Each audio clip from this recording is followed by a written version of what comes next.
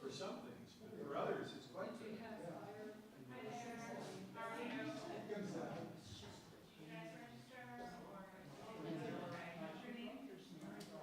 What are you doing? How you doing?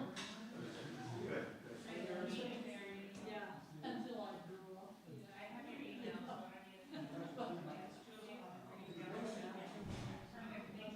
What's that? Yeah,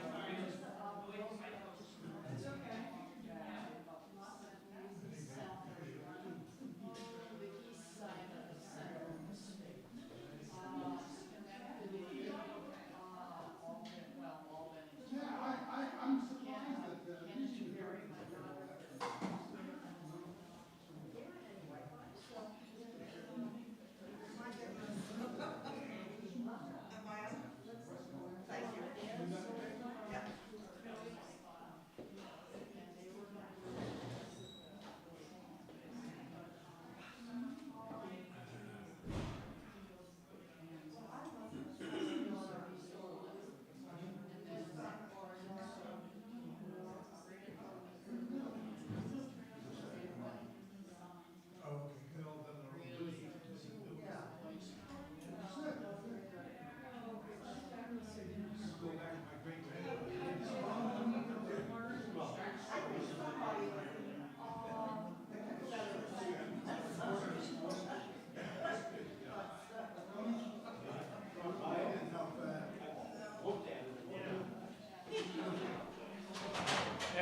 Yeah, people are starting to come up.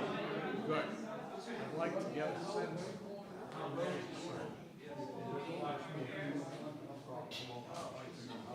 He's helping the door. Show me that little gadget. Oh, yeah. Dinner for us. I just want to make sure that.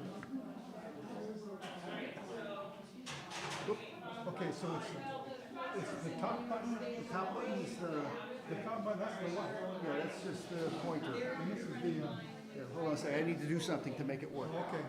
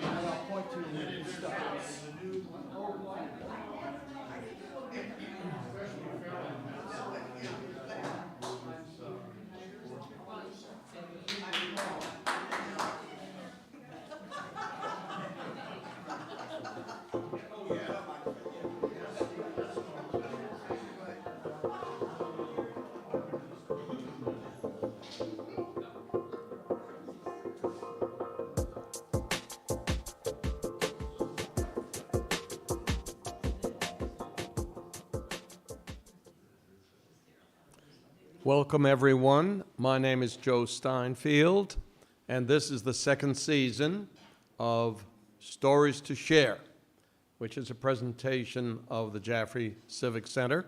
We have a good crowd here at the center, and a number of people are joining us online. I see a number of familiar faces from last season, and we will be back starting today and each first Friday of the month until next May. Now today we have, to kick off this season, Ernie Hebert. Ernie was born in Keene and has lived most of his life in Cheshire County, with a departure to California where he attended Stanford after having graduated from Keene State. And in college, Ernie shifted from history to English literature, with a particular emphasis on poetry. And he's been writing ever since.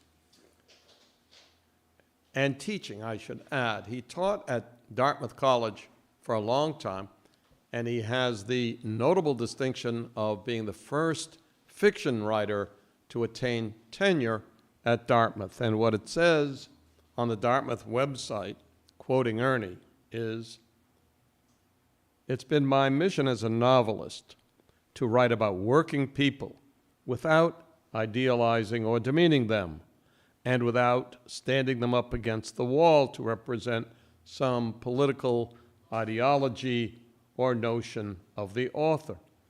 I'm especially interested in the interior lives of working people, a territory ignored by most literary writers."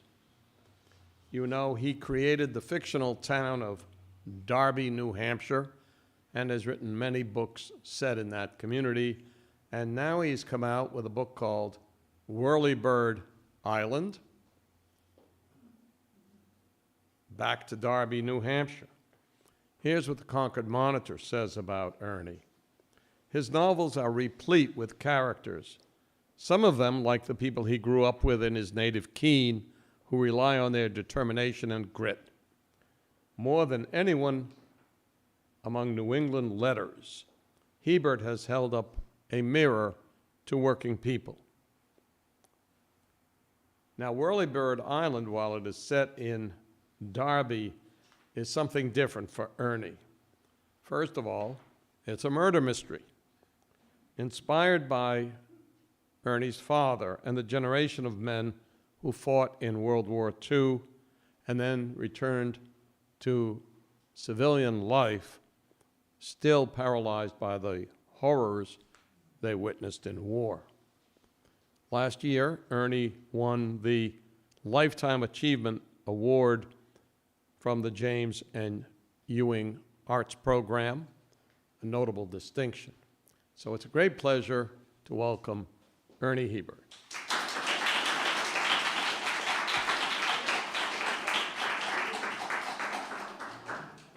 Thank you, Joe.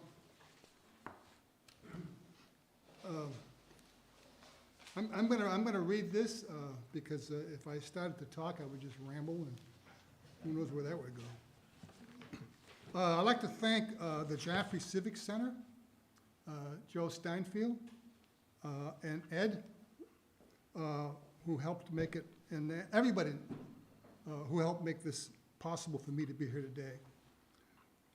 I also want to thank a group of military veterans who meet weekly at the Brattleboro American Legion for inspiring me in the writing of this essay. My topic tonight revolves around an idea that came to me in 1968 when I was a student at Keene State College, but which has its origins much earlier when I was a toddler during World War II, an idea that refused to die until I could purge it through a work of fiction. For me, writing novels is an attempt in metaphor to clear the ledger of unfinished business in my mind. Every book I've written has a long and often intensely personal backstory. What follows is one section of the backstory of Whirlybird Island. My father, Elphage Hebert, at age 33, with a wife and 2 little kids, was drafted into the Navy in World War II. I'd like to show how that short period of time changed not only his life, but created the conditions that shaped my life. I also want to show how war trauma steered the lives of my closest friends growing up in Keene. The fine point I want to make is that war, any war, changes usually not for the better, not only the lives of the combatants, but also of their progeny, and by extension, the world we live in. My mother, Jeanette Vachrist, a Manchester, New Hampshire native, but one steeped in French-Canadian Roman Catholic culture, had been a nun in Quebec from ages 18 to 23 before leaving the convent and moving back to the States to enter nursing school at Notre Dame Hospital in Manchester. She did not have a crisis of faith. She remained devout her entire 85 years of life. She left the convent because she wanted a family. Elphage, like Jeanette, came from a family of Canadian immigrants, and he was fluent in French as well as in English. Our name might be Hebert in Quebec or South Louisiana, Hebert in Nova Scotia, Hebert in Standard America, but Dad pronounced it Hebert in an old-style local Yankee accent you don't hear much anymore. He had only 6, 7, or maybe 8 years of schooling. I don't know the exact number because he was never sure himself. He was 14 or 15. He went to work at International Narrow Fabric Company in Keene, a cotton mill on Congress Street. If you want some insight into such a place, take a look at the first chapter of my novel, The Dogs of March. I worked in that sweatshop the summer between my sophomore and junior years of high school. 55 hours a week, 10 hours Monday through Friday, 5 hours Saturday mornings in sweltering heat, dirty air, and dangerous machinery in those days before OSHA. Dad worked the same hours, alternating 1 week days, 1 week nights for 45 years. At the end of the summer, Dad said, "How did you like working in the shop?" I said I didn't. He said, "Good, I don't ever want to see you in there again." In 1939, my mother, now an RN, took a position as what we would call today a nanny to care for children of the Cabot family in Dublin. The Cabots had a house in Hanover and a mansion in Dublin on Snow Hill Road, known perhaps to some of you in this audience as the Pompelli House, built by architect Raphael Pompelli. I'm curious, anybody know what I'm talking about? Yeah, I thought so. This is the Pompelli House, and it has since burned. It's gone. When I was in college, I had a friend who just happened to be house sitting for this building because it was long since been abandoned by the family who, just didn't have the money by then to keep it up. And I can tell you that the ground floor was grand. It was like being in a city museum, fireplaces that had logs like 5, 6 feet wide, just really spectacular place. And the second floor, there were suites for the owners, the Cabot family and the Pierce family. There were 2 families there. And the third floor was all little tiny rooms where the servants were. And my mother tells the story that there were so many servants. There was a guy whose only job was to polish things. That's all he did. That'll give you an idea.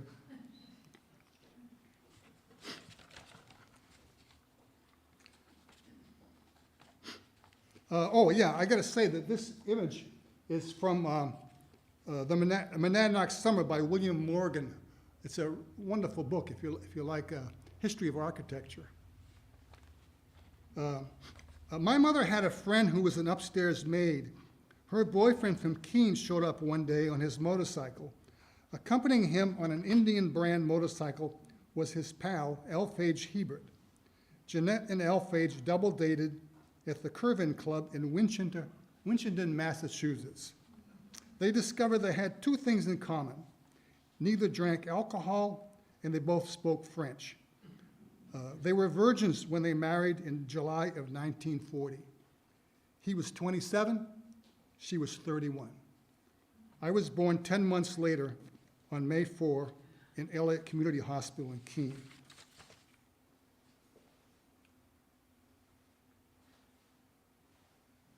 That's my dad on the left, my mom on the far right. Dad was 5'8" at his top height.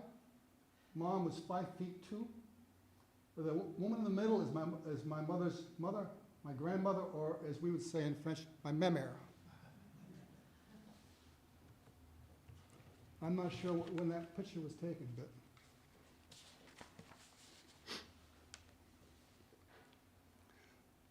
After Dad left for boot camp in San Diego, Mom moved with her then two sons, Omer, age 1, and me, age 3.5, from our apartment on that long block on Baker Street, if you know Keene. That block is still there. To be near her infirm mother and brother, pastor of St. Joseph's Catholic Church in Epping, which in those days was a little farm town. I have no memories of my father until after he returned from the Navy. My first memories of a significant male in my family were of my mother's brother in Epping. He was not only a father figure for me, but for my mother, because he was 14 years older than she was and took the male lead of the family when their own father died young. My mom's brother's name was Joseph Ernest Vackrist. My full name is Joseph Ernest Vackrist Hebert. As a boy, I was frequently reminded that I resembled Father Vack, as he was frequently called. Nobody ever said that I looked like my real dad, who was light-complected with startling blue eyes. Dad was shy and uneducated, a faithful reader of the Keene Sentinel and the American Legion magazine, but I never saw him with a book in his hands until I published one. By comparison, Father Vack was extroverted, highly educated, well-read, and intellectually curious. He spoke 4 languages plus American Sign Language, which he learned so he could communicate with a deaf parishioner. He possessed a charismatic personality. In retrospect, I can say that he was unlike any priest I've ever met. He was a fisherman and hunter with an extensive gun collection that I and my brother used to play with all the time. He liked driving fast cars. He was a heavy drinker and smoker and enjoyed the company of men like himself. For example, one of his Epping friends and a fishing buddy was Jack Sharkey, a former heavyweight boxing champion. When I was around age 12, Father Vack taught me the rudiments of boxing, tips no doubt he picked up from Jack Sharkey, and which came in handy in school. I tell you, I Googled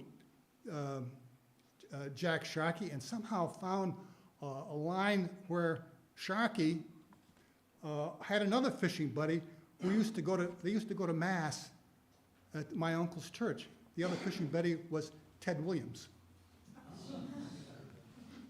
When I was 11 and Omer 9, Father Vack took us on an excursion to New York. He didn't wear his black priest suit. He was in civvies. We were on top of the Empire State Building when I spotted the Statue of Liberty. France gave that to us, I said. My uncle had a big, booming voice, and he said with some sarcasm, yes, France gave that to us, and we have paid them back many times over. 2 women tourists from Paris overheard and remarked to one another in their own language on the rude American. Father Vack understood that he had given offense and immediately went over to the women and spoke to them in French. I don't know what he said, but they were soon smiling, and in the end, we all went to lunch. That was the kind of man he was, and that was the kind of man I wanted to be.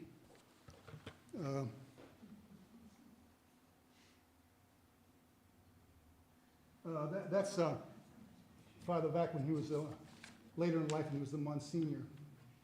It's a, I think it's a phonied up photograph, do you think? Can you tell looking at it?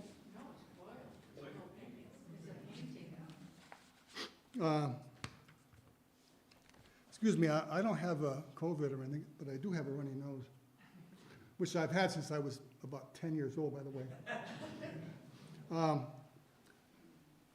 I did not adjust well when Dad came home from the Navy upon the conclusion of World War II. I decided that Father Vac was my dad, and this new guy was an intruder. I probably would have gotten over this child's mindset pretty quickly under normal circumstances, but Elf H. Hebert had been traumatized by something that happened while he was at sea with the United States Navy. We moved back to Keene with the idea that Dad would return to work in the cotton mill. It happened, but not right away. In my mind, home was the St. Joseph Rectory in Epping, where I had spent my most pleasant and secure hours and where French was the language of conversation because my grandmother, my mère, spoke no English. French was also the language of my parents' romance and household chatter, which was why French was the first language I learned, and which later I studiously unlearned because it wasn't cool when my family moved back to Keene and I started kindergarten at Lincoln School. So yes, language adjustment was a problem for me, but the bigger problem was Dad. His nonviolent but abnormal behavior had a strong effect on me. He would get dressed in suit and tie every morning as if it were Sunday we were going to church. He would sit by a window in the parlor and stare at the outside world. He did not relate to me, nor to my mother, nor to my brother. It was as if he did not see us. It was like living with a ghost. For 6 months, he was unable to go back to work, and for a long time after that, he was uncommunicative. My way of dealing with my dad over the ensuing years was to distance myself from him. In my mind, he was an authority figure like a police officer or a school principal who happened to live in our house, someone to defer to, but not someone to get close to or to emulate. I secretly reserved the role of father for my priest uncle. I even had disturbing and involuntary fantasies that Father Vac was my real father. In a way, this kind of thinking, inventing stories to augment reality, later assisted me as a fiction writer. Eventually, Father Vac was promoted to Monsignor. His ambition was to be the first New Hampshire Catholic bishop with roots in French Canada. Alas, Monsignor Vacris never realized his dream. He died of a sudden heart attack at age 61 in 1956. I was 14. My life went into a tailspin. Everything I tried in high school led to failures. I was unable to find a steady girlfriend. I almost had to repeat my junior year because of poor grades. My career as a football quarterback and baseball pitcher never materialized because I broke my wrist clowning around. I got into fights. The sum of my accomplishments listed in Keene High's 1959 yearbook reads, quote, bowling 2 and 3, unquote. It took me decades to realize that I was grieving. A month after I turned 17 in May of 1958, I joined the Keene unit of the United States Army Reserve. Directly upon graduation a year later, I served 6 months active duty in Fort Dix, New Jersey for basic infantry training and advanced schooling as a supply clerk. I am grateful to the airborne sergeant who taught me QWERTY on a typewriter. It was a skill that came in handy in future years. I wrote my first novel on a desktop manual Underwood typewriter that I inherited from Father Vac. That typewriter, which my mother dug out of the attic, seemed like a magic wand to me. The Dogs of March is dedicated to Father Vac. As for the typewriter, I still own it. It still works.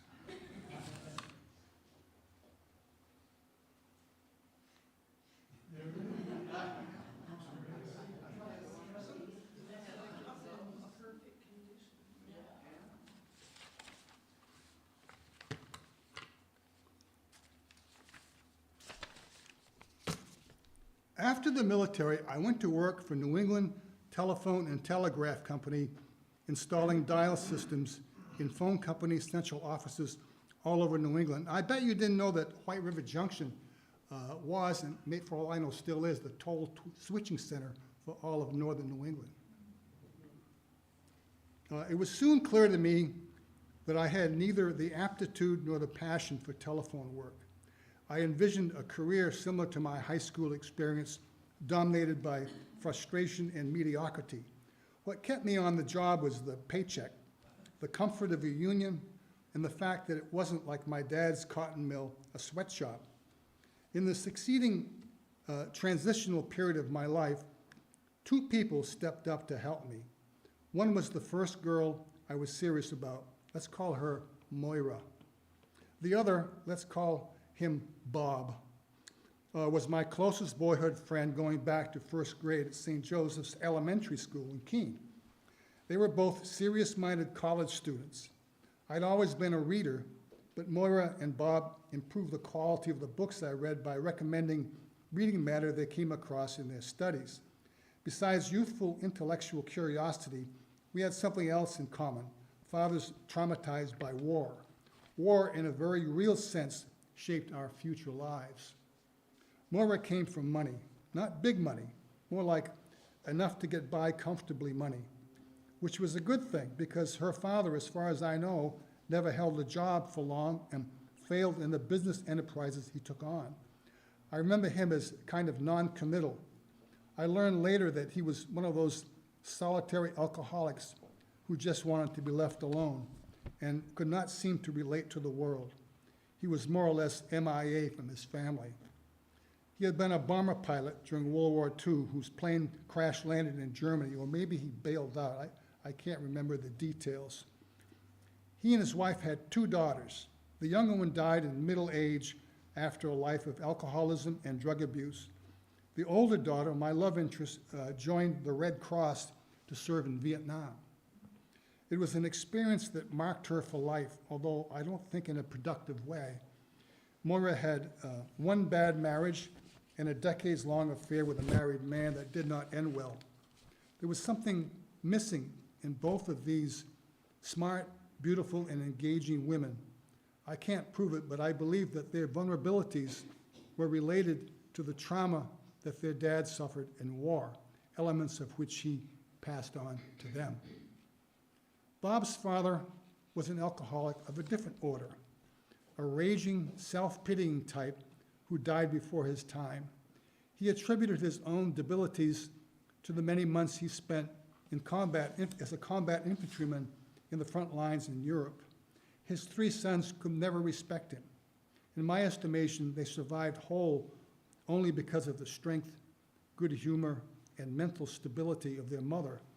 It's my belief that so many of the unsung heroes of any war are the mothers. In those days of the draft, Bob wanted no part of military life, so upon graduation from college, he joined the Peace Corps and served in South America. When he returned to the States, he earned a PhD in Latin American studies and went on to publish a half a dozen scholarly books in Venezuela. I had another close friend, let's call him Vinny, whose father used to brag about killing German soldiers, how he liked to shoot them in the ass. I saw the dark side of his character while on a hunting expedition when I was 15. I shot a rabbit with my 16-gauge Mossberg shotgun. I didn't like seeing the dead animal, but even worse was the sight of my friend's dad. It was easy to read his eyes and the expression on his face. He gloried in the killing. Vinny grew up with a divided sensibility. He was religious, a good guy with friends, loyal to his family, but with a Second Amendment mentality toward the rest of the world, and I'll leave it to my audience to parse that last sentence. Somewhere along the line, I climbed out of my adolescent Hades through a combination of binge reading, long discussions with friends, life experience, and, I like to believe, beer. I began to get inklings of my future identity during my second stint of active duty in the US Army. The Soviets started building the Berlin Wall in the summer of 1961. During that crisis, President John Kennedy activated National Guard and Federal Reserve units.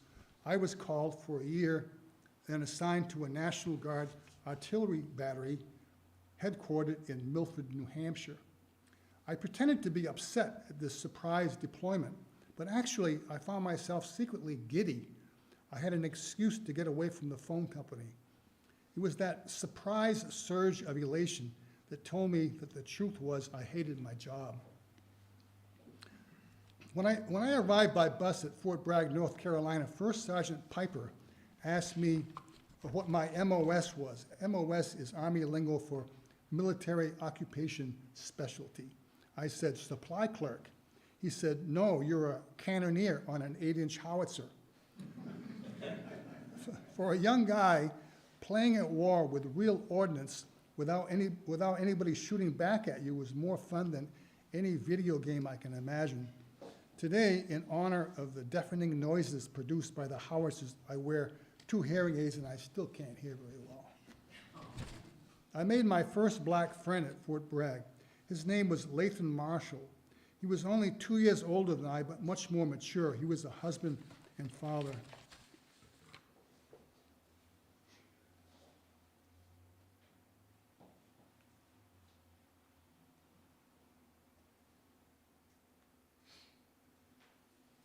That's me on the right, but at 21, and that's Lathan. And you can tell who the better soldier is. Just look at the shoes.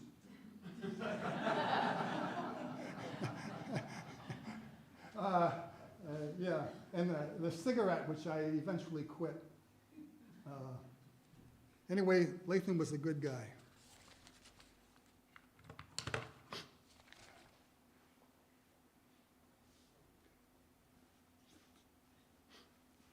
Two personal events changed my life during this deployment. Event 1, we were out in the field every day in the hot sun. So I was primed one weekend when one of the guys who had a car, what was then called a beach wagon, invited me and 2 other guys to go to Myrtle Beach in South Carolina. We hit the beach, worked on our tans, and tried unsuccessfully to pick up girls. That night, we slept fitfully in the beach wagon. Next day, we headed back to base, stopping at a bar for a beer. I noticed the bartender eyeing me. I had just turned 21, and I was sure he was going to ask me for my ID. Instead, he said, "Boy, unless you show me your ass is white, I'm not going to serve you." We walked out of the bar. I had known why Lathan and the other black guys in our battery never left the post. Now I could feel, as well as understand, just a teensy bit of what was behind the why. I didn't know at age 21 whether I wanted to vote Republican or Democrat. My father was a Republican, my mother was a Democrat, so I was kind of torn. After the incident in South Carolina, I decided I would favor whatever party championed civil rights. Event 2 occurred toward the end of my hitch with Uncle Sam. By then, I'd made friends with 2 older guys in my barracks, both college-educated men with careers I could only dream of.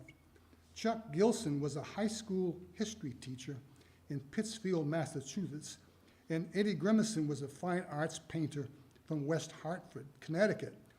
I was kind of a hanger-on that they tolerated. I loved listening to them while they talked over my head. Eddie had a car on post, and one Sunday, I accompanied him and Chuck on a sightseeing trip to Charleston, South Carolina. Chuck was an amateur photographer with a deep interest in church architecture.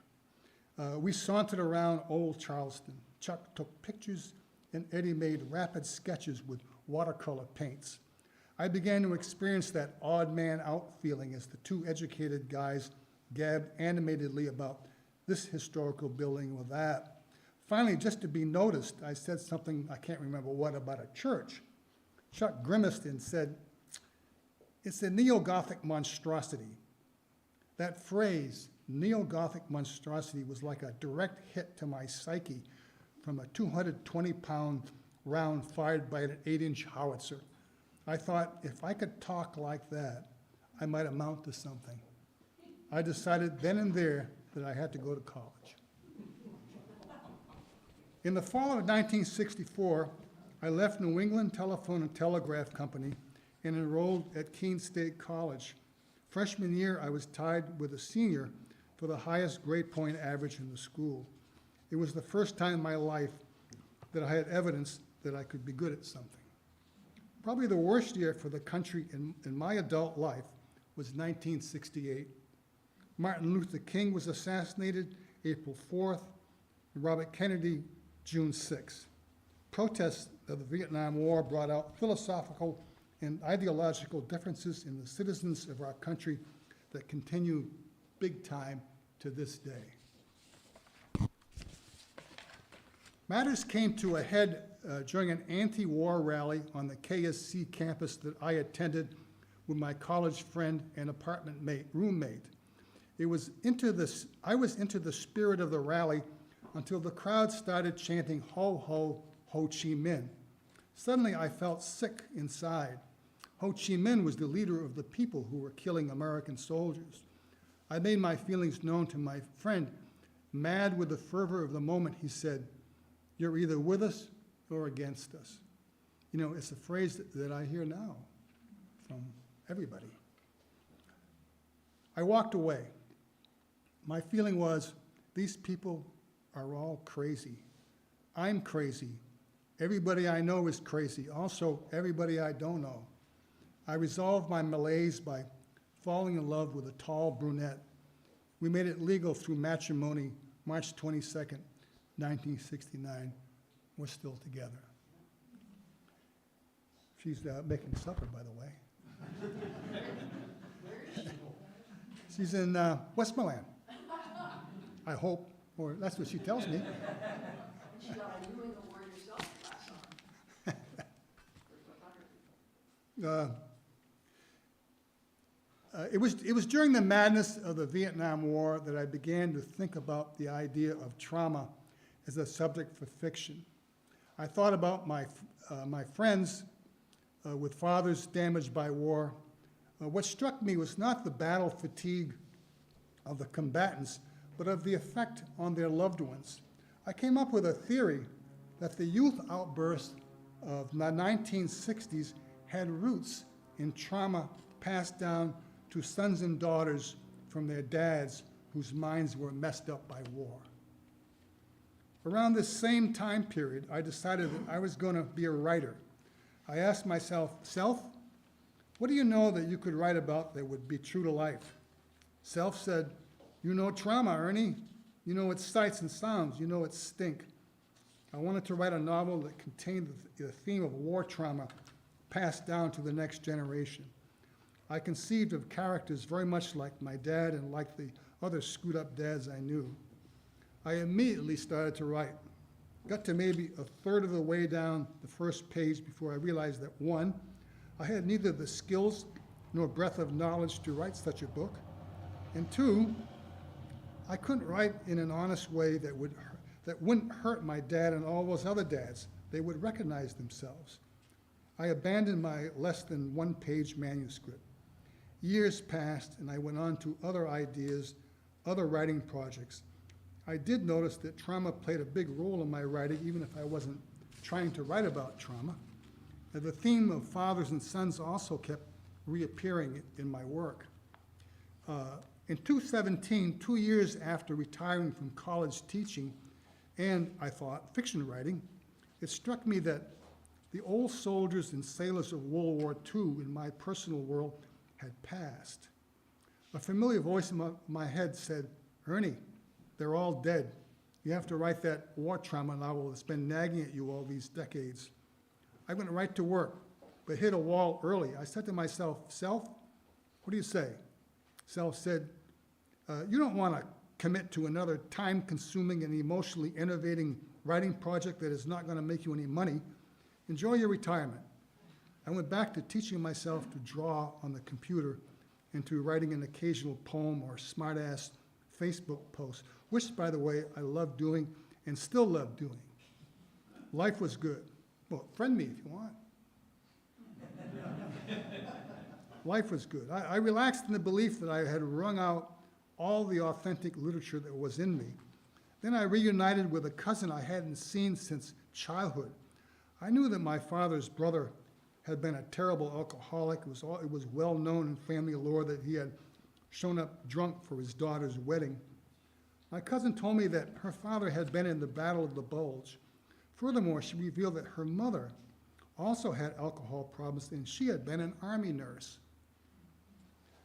My cousin, an only child, said, "My parents were not abusive, but it was kind of lonely growing up in that house. It wasn't just the words she spoke, but the sorrowful way she uttered them. It was kind of lonely growing up in that house that moved me.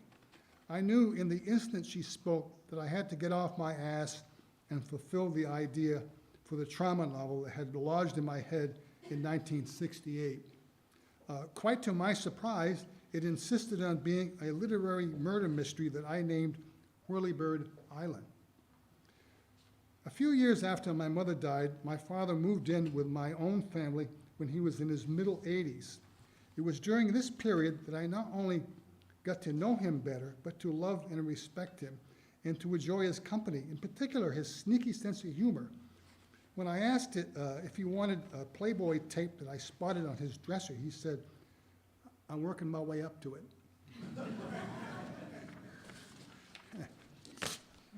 Probably the biggest adventure was a road trip we took from New Hampshire to Texas so Elphage could visit with his goddaughter.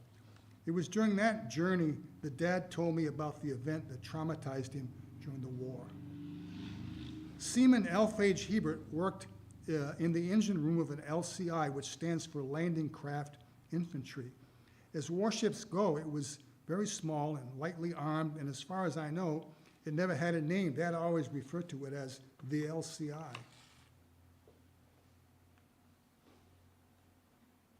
See, just a little tiny boat. It's only got one gun. I can't even see it.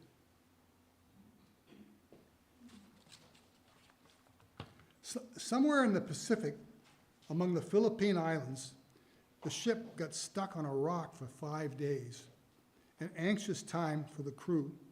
They were an easy kill for a Japanese destroyer. Finally, an American ship showed up to pull them off. Dad was doing his job alone in the engine room, which is, at the bottom of the vessel.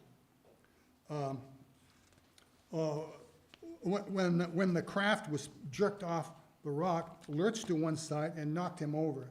He instinctively reached for a hatch to get out and discovered he had been locked in.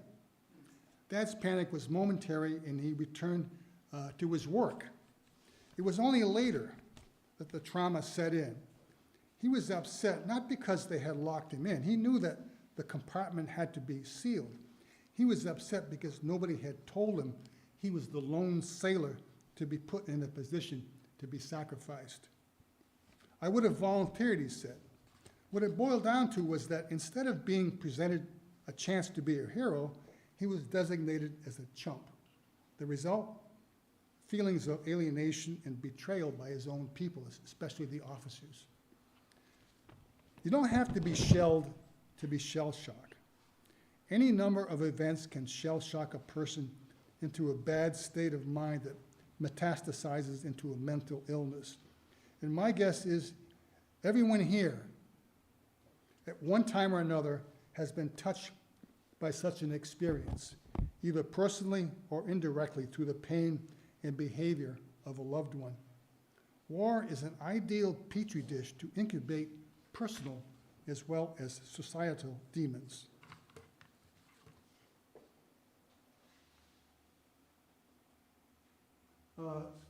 This is Dad's gravesite at St. Joseph Cemetery in Keene. I extended my shadow, like I say, I play with computers, and I wrote what it says there. Elphage Joseph Hebert, F2. Fireman, that's F stands for fireman, which is what they called people who worked in the engine room. And I dedicated my novel to him.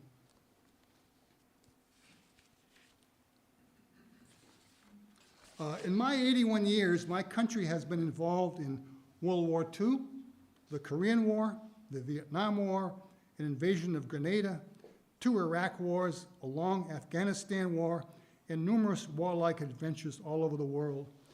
Some good things come out of war, but they are outnumbered by the bad things. One thing I know for sure, we are, all of us, here in this room, the sons and daughters of war.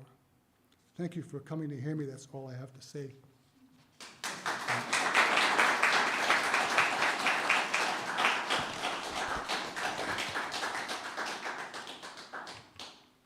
You don't have to be shelled to have shell shock. I think we'll all remember that one, Ernie. Thank you very much. Now, Ed Watazek is our IT specialist. We have people online. Do we, Ed? Yes. So anyone who is participating online should feel free to use the chat line. And if there are questions, Ed, you'll let me know. Meanwhile, you know, Ernie, in a way, this talk we've just heard seemed appropriately, I suppose, given your relationship with your uncle, like a confessional and an intimate sharing of your own experience. You've written many, many novels. This one's a murder mystery, am I right? Yeah. I've started it, but I haven't finished it. What's your next novel about? I ain't saying. Who in the audience? Yeah, I don't like to talk about work until it's done or nearly done. You can jinx it, you know. I'm superstitious that way. Well, I don't blame you, and you might change your mind. Questions? Who wants to begin? Yes. Are you related to the Hebert that the library hall is named for? Is that What's the name? Hebert Hall, you know, the Keene Library? No, it's not Hebron, it's Hebron Hall. Ah, all right. Well, that takes care of that question. But I was on the building committee that, For the expansion. yeah, and I think the Cohen family in Keene was the biggest producer, the Kingsbury family, and the Putnam family. Those 3 families, the Keene families, I think, built that Okay. extension. Yep. Yes, can you stand up so we can all hear you? Owen's uncle. I find it really fascinating that the main mission of the Monadnock Family Services, just having its annual meeting, is the role of trauma in addiction. You would make a great case study for Phil Wysick, who wants to make everyone aware of where trauma starts in the lives, particularly of kids, but post-traumatic stress that you're talking about is the same thing, isn't it? It is, but you know, what I find interesting is how the language has changed. You know, I don't know what it was called in the Civil War. Does anybody here know what trauma was called in the Civil War? It had a name, I can't remember what it was. But anyway, I know World War I, it was called shell shock, which is very descriptive, isn't it? In World War II, it was battle fatigue, which is still descriptive, but a little less descriptive. And then in the Vietnam War, it became post-traumatic stress disorder, which is, you know, kind of a clinical disorder without too much emotion, without a metaphorical value. And now it's just an acronym, PTSD. So I think a decline in the language tells you something. I'm not quite sure what, but it tells me something. Someone else.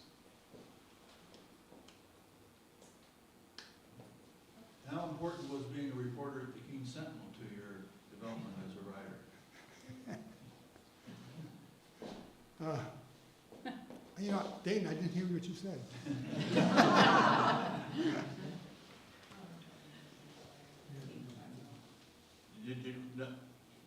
You worked as a reporter at the Keene Sentinel. That's right, that's right. How important was that to your development as a writer? That's right, that's right. I worked at the Keene Sentinel. I started in sports. I was there for 9 years. when I was in sports, we used to go to games, you know, and there was a guy who used to hang out with me. He was a conscientious objector, and we used to go to games together, and eventually he became a reporter, you know. Ernie, did that influence your writing, being a reporter? Did it influence your writing later on? I don't think so. What it influenced was my my ability to know people, because I got to meet a lot of different people. But I think that the newspaper style is deadly for a writer. I think it's terrible. I think that if you work for a newspaper, you have to get out in time before the language that you use to write stories eats you up. I think that fiction writing or poetry writing, which is the other thing I do, is it's all about metaphor, indirect. You arrive at your meaning indirectly through metaphor and emotion. That's the opposite of how you learn to write for a newspaper. So I don't think that newspaper writing is a good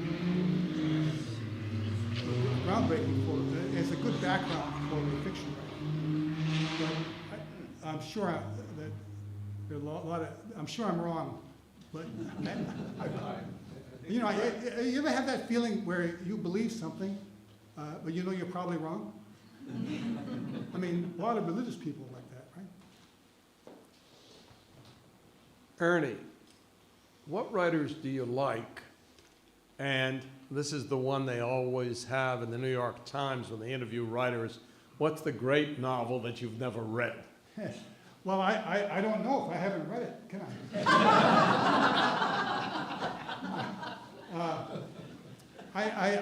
The writers, I was influenced by British modernist writers. George Orwell, probably number one. Oh God, I'm blanking on names. And I kind of rejected American writers. Hemingway, I couldn't identify with anything Hemingway wrote. I thought that style was kind of overly precious. I just didn't like him very much. Maybe too much like a reporter. I liked T.S. Eliot, poet T.S. Eliot. And I say I'm blanking on names. The woman, English writer who wrote, I don't know. Well, anyway, I will say that the first book I read, the first great novel I read was Willa Cather's novel, Grace, Death Comes for the Archbishop, which I thought was was a groundbreaking novel for me when I was coming of age. It stayed with me, And I actually went back and reread it a couple of years ago.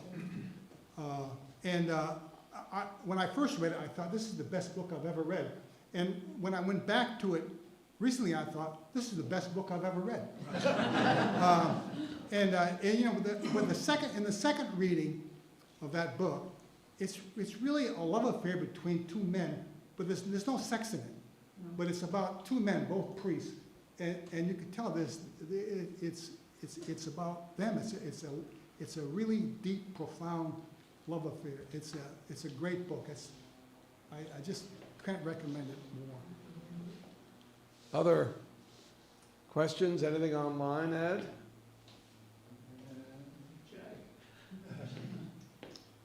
Was it Iris Murdoch, the British, I never read Iris Murdoch. No? or Margaret Drown? Well, as The one, she drowned herself. Who was that? Virginia Woolf. Virginia Woolf. I couldn't think of the name. But I was really influenced by her interior monologue.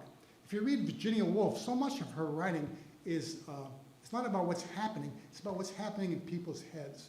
And when I started to write, I picked up on that aspect of her writing, and I thought, everybody lives in two lives. The first life you live deals with the material world. You have to eat, you have to seek shelter, you have to seek companionship, you seek a mate. It's all, you go to readings. It's the material world, which we all know. But everybody has another life, which is the life inside. Everybody has a secret life I mean, I know about my life. I don't know about your life, your secret life, but I know you've got one, or I think you have. Let's take a poll. Well, never mind. No. Anyway, and I think when the real world, there's the material world, comes into conflict with your imaginary world, now you've got a novel. And when I was writing, especially about working people, so many of the books that I read about working people, they told you what they did, they told you what they said, and then the author often would step aside and tell you about their lives from his perspective. My goal in writing about working people, or anybody really, not just working people, was that the secret life was what the novelist should privilege over the material life. So that's my belief.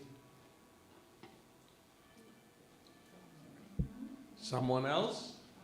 I've got a question. Ernie, so many writers who were also college professors often wrote about their experience in the collegiate environment. Did that ever occur to you? No, I loved my job at Dartmouth College teaching. I loved it, but I treated it like a job. I went there, and when I went home, it wasn't part of me. It was like working at the shop, except it was a lot better job than working at International Aeronautics. And I went out of my way not to learn what was going on at the college. I didn't want to know what the politics were. I just avoided probably a lot of good stories. I will say that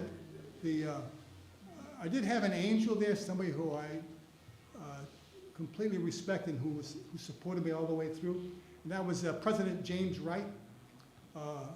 And I had no idea that he was behind a lot of the good things that happened to me at Dartmouth until after I retired, and he and I started to communicate. Jim Wright, or James Wright, president of Dartmouth College, called himself he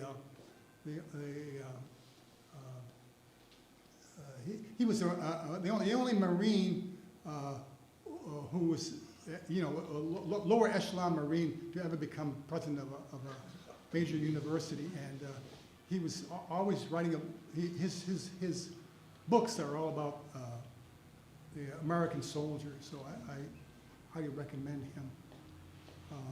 But the college, I just didn't see the stories there that interested me. It was a job. Yes. You said your father didn't tell you what happened in World War II until that trip to Texas. Had you ever discussed the war with him before then? We only talked about it in general and kind of harmless conversation, kind of stuff. He talked about,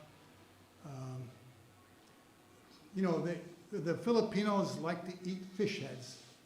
That was the kind of conversations we had. We didn't have any conversation of depth about war or even about his experience. There's an old saying that these World War II veterans never talked about it, Well, I think that was a big mistake. I think they should have talked about it. I think it would have been a lot better for them. They would have, a lot of them would have recovered from their traumas if they had talked about it. It would have been better for their families. As it is now, when they say, well, you never talked about it, it gives them a kind of sainthood that I don't think that they deserve, nor that was good for them or the American spirit. I think they should have talked about their world. But I never talked about it with my dad. He never talked. He wasn't in, it just didn't occur. It wasn't until he was in his 80s. I'm 81. So it wasn't, so I know that when you reach a certain age, usually it's around a little after 60, you become interested in the past, becomes more fascinating to you. While he started talking about the past, and he talked mainly about things like playing hockey when he was a kid. He talked about Old Keene. He talked about how his grandfather, Alcide Hebert, by the way, his father's name was Hebert, and his mother's was another Hebert, so the two Heberts married. His grandfather, Alcide Hebert, used to give him a dime now and then, and it just made his day. He never forgot that. Yeah. So a lot of your novels are about how New England's changing. And so I was just wondering, what parts of Keene do you still recognize or that, have stayed the same or, endured? Well, I think that in a lot of ways, Keene is the town that I grew up in. It hasn't changed in a lot of ways, and I think the main reason is there's no interstate highway that goes by there. So it's one thing I love about Keene, and I don't think it's changed all that much. Although, when we're driving here, there's a lot of traffic. That's one thing. That's one thing that's changed is cars, and as my friend Bruce said, it used to be that if you were a middle-class family, there was one car. Now, he's got a car, she's got a car, and the kids have cars. So almost a lot of middle-class households look like parking lots, right? And then when they're all on the road together, it's like, you get like thousands of people on the road. So I think but to go to the essence of your question, I think what really changed the New Hampshire and Vermont was the interstate highways. It used to be that driving to New York was a day's, from Keene was a long day's trip. And going to Boston wasn't that easy either. Well, once the interstates came in, all the liberals in New York came up I-91 and parked in Vermont and totally changed the culture of Vermont from a farm state to a liberal bastion.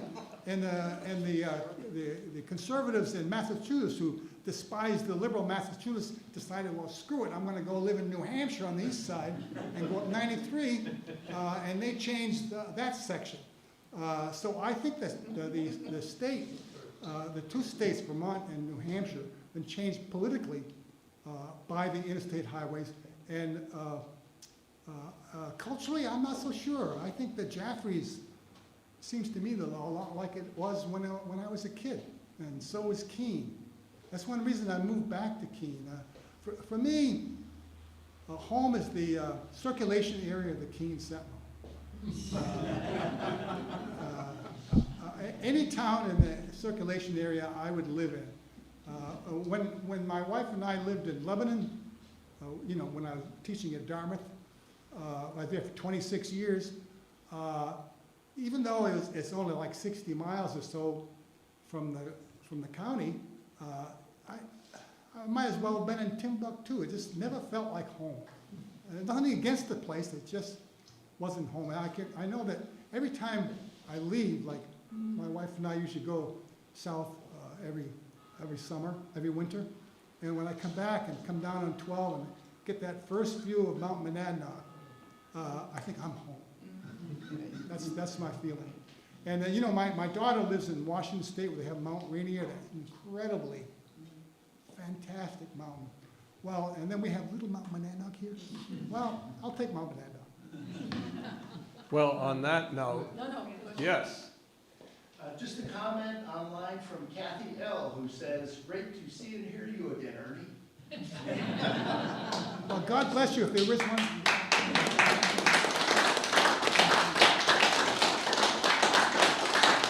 Well, I was going to say, in connection with the reference to Mount Monadnock, that the idea behind this series is to have speakers who are from the Monadnock region. And we did that last year. We have a full schedule of people this year, all of whom are connected to, live here, part-time or full-time. And the one thing I'm sure about is we are not going to run out of people who have stories to share.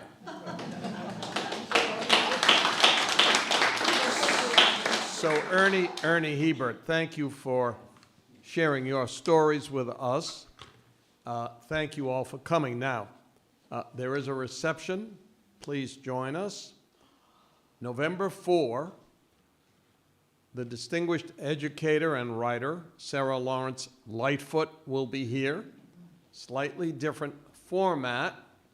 I get to have a conversation with Sarah Lawrence Lightfoot. I don't know what she's going to say. I don't even know if we're going to give a few hints to each other ahead of time, but those of you who know her or know of her know that she is a very interesting person, also the author of several books, nonfiction. So, come back in a month. Thank you for coming today.